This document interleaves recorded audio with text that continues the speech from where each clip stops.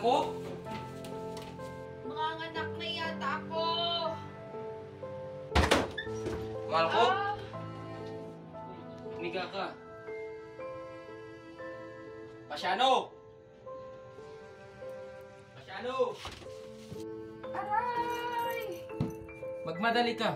Tawagin mo ang kumadrona. Sige po, tatang. Aray!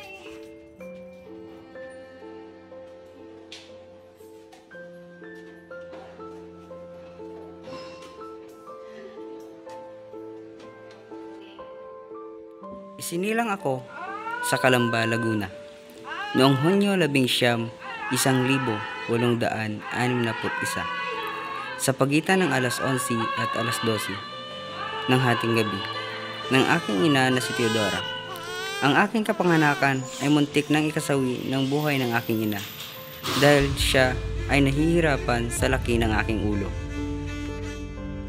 Sa ngalan ng pag-ibig at pagmamahal sa mundo, ikaw ay si Jose Protasio Rizal Y. Mercado o tatawaging Pepe na magiging tanda ng kaligayahan at pagmamahal.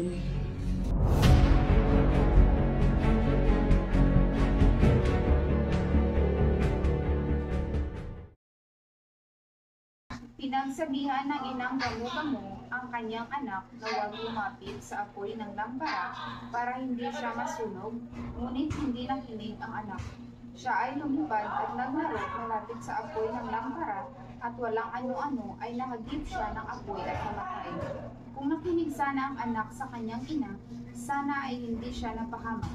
Pepe, naintindihan mo ba ang kwento ng batang Gamo-Gamo?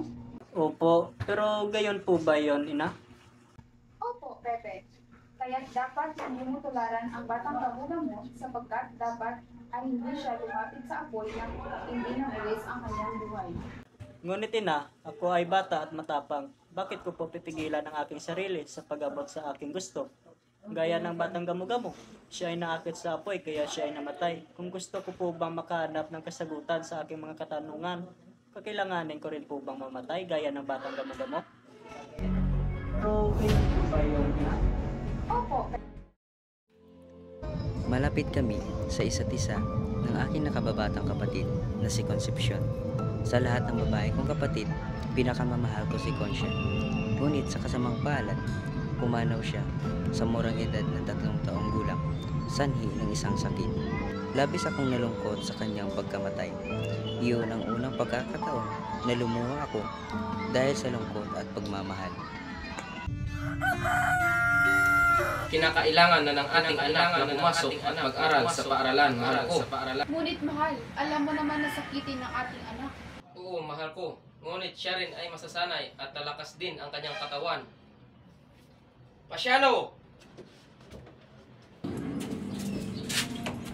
Pinapatawag niyo po ako, tata? Oo, Pasyano. Ihatid mo muna sa binyan ang inyong kapatid na si Pepe. At doon muna siya mamamalagi at mag-aaral. Sige po, tata.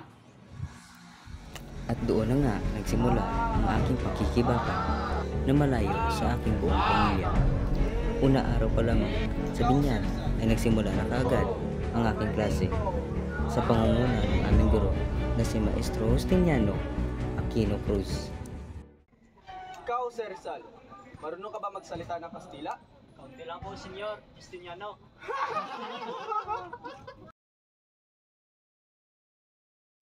Simula ngayon ay hindi mo na maaaring gamitin ang apelyidong Mercado. Ang pangalan dito para sa iyo dahil sa pagiganti ng mga demonyong Kastila laban sa atin. Bakit po? Pinanukala ni Gobernador General Claveria na ang bawat pamilya ay pumili ng bagong apelyido mula sa listahan ng mga Espanyol. Kaya Pepe, mag-aral kang mabuti. Huwag mong ikahiya ang pamilya natin. Opo, masunod po. Ngunit ano nga po pala ang gagamitin ko? Rizal! Ikasampu ng Hunyo taong 1872, sinamahan ako ng aking kuya Pasyano patungo sa Maynila. Dooy, nagbakasakali kaming ako'y makapasok sa Universidad ng Ateneo. Andito na po tayo, Pepe. Kuya, dito ang Intramuros. Ang Maynila na pagkukuhan mo dito ang pinakataas na general sa buong Philippines. Dito ka mag-aaral sa atin. Sir Rizal, hindi ko ito matatanggap. Maliit siya kumpara sa kanyang edad. At isa pa, kulig siya nagpadala.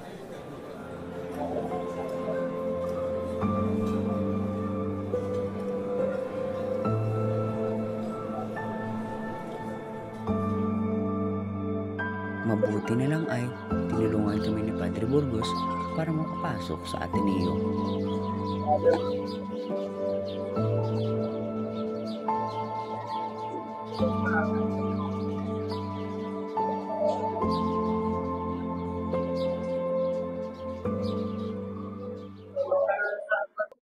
Huwag ka mag-alala, Rizal.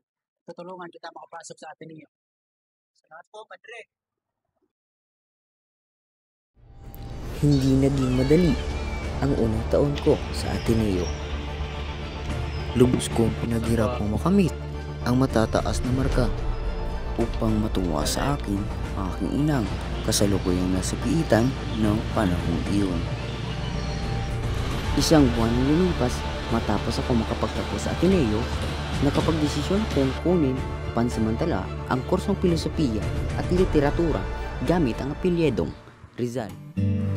Habang ako'y nag-aaral sa Universidad ng Santo Tomas, ay doon ko nakilala ang mainhin at kakit-akit na dalagang anak ni Tio Antonio Rivera.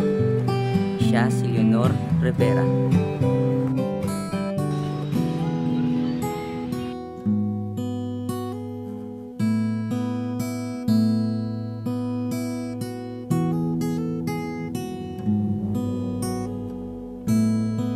At doon nagsimula ang aming matamis na pag-iibigan.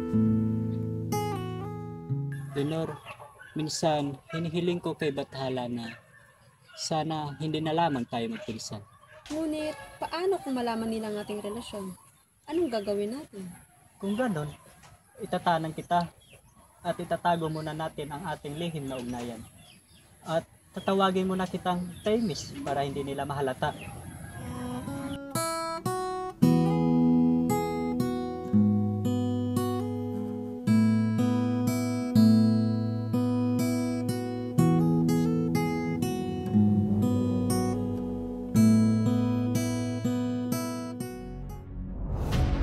Ito ang lihim ng ating pagkakasunduan.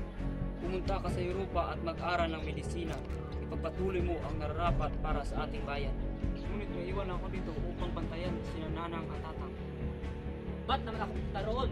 Ba't di kayo? Di ako ang nagpasya nito. Padalhan ka lang namin ang panggastos mo buwan-buwan. Di papayag si Nanang at si Tatang. Malaman lang nila kung nandun ka na sa Espanya, Jose. Paano naman si Leonor? Ano ba? Ba't ang dami mong tanong? Bakit ang sarili mo lang iniisip mo?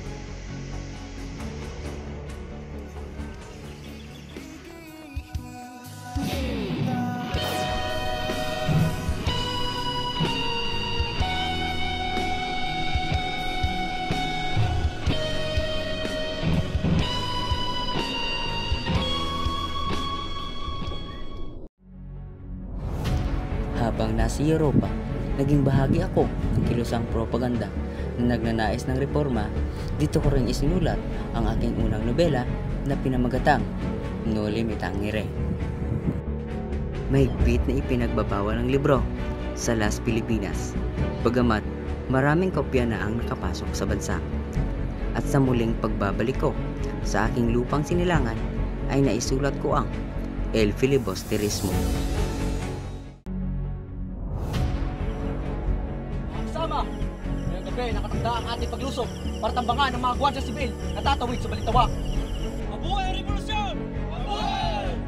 Mabuhay ang katipunan! Mabuhay! Sama! Pasinahin nyo nga siya, diba?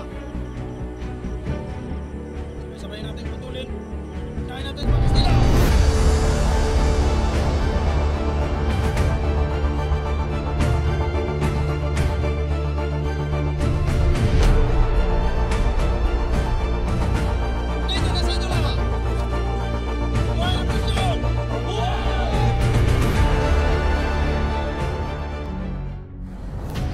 Sa aking pagbabalik sa Pilipinas ay naitatag ko ang La Liga Filipina, isang reforma na magbibigay proteksyon laban sa karahasan at kawalan ng katarungan, pagpapaunlad ng edukasyon, agrikultura at pangangalakal.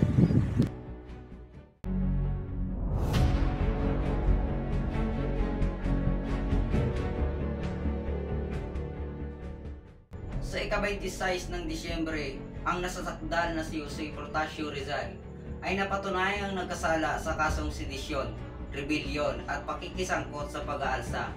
Siya ay hinatulan ng sentensyang kamatayan sa ika-30 ng Disyembre taong 1876 sa Bagong Bayan. Ikaw, si Rizal, ay babarilin ng 3 bisis sa likod ng pulutong sa ganap na ika-7 ng umaga sa Bagong Bayan.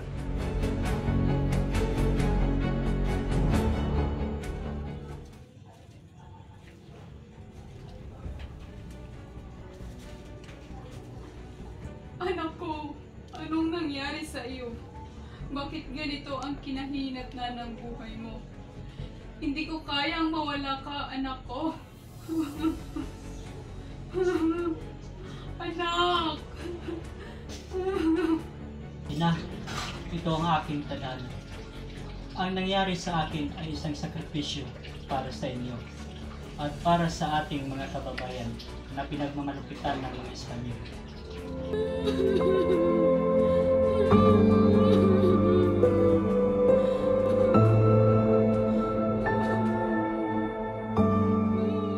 Trinig, kunin mo ito. May nilalaman ito sa loob.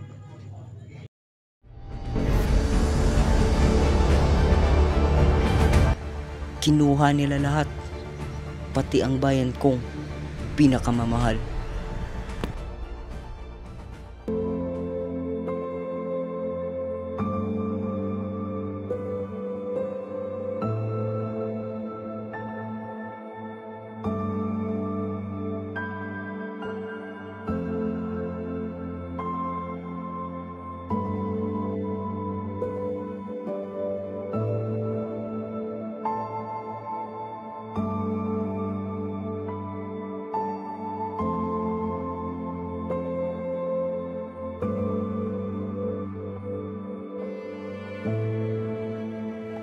Mamamatay akong hindi nakikita ang ningning ng bukang liwayway sa aking bayan.